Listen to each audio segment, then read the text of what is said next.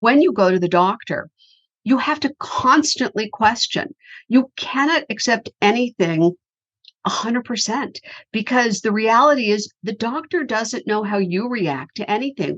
One of the main themes throughout my book is that each one of us is quite different genetically and biochemically. And so what works for one person may not work for another or could be downright harmful.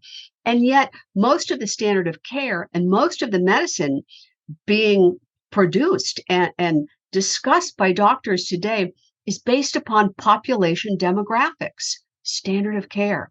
And the reality is, many of us fall outside of that bell curve, which dominates standard of care. Definitely. You know, hearing you talk about this, I can tell you're very passionate about it. And doing my research for this podcast, I know that you what brought you to this point in your journey is having to take care of your father. Can you tell us a little bit more about that? Yes, I was fortunate to have one of the greatest dads in the world. I mean, he was just wonderful in all regards. He was so smart and kind. He was just a wonderful person. And he got vascular dementia.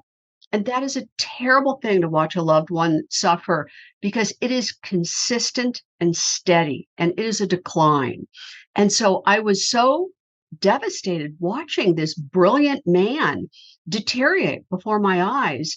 And I began to read and I watched how the conventional healthcare system was handling his disease. And I was horrified, to be quite honest.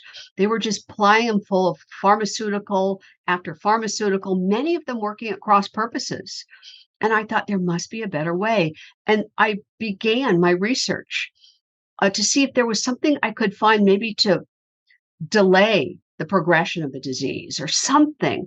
And what I found was so grim and so depressing that despite billions of dollars allocated to drug research and many brilliant scientists devoting their lives to finding cures for these neurodegenerative diseases, there has been no meaningful progress.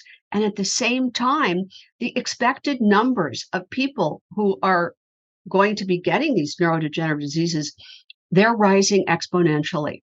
And that I found to be quite frightening. And so when I couldn't find anything very helpful for that specific disease, I broadened my research to include all chronic diseases and to see what we could do to at least postpone the onset.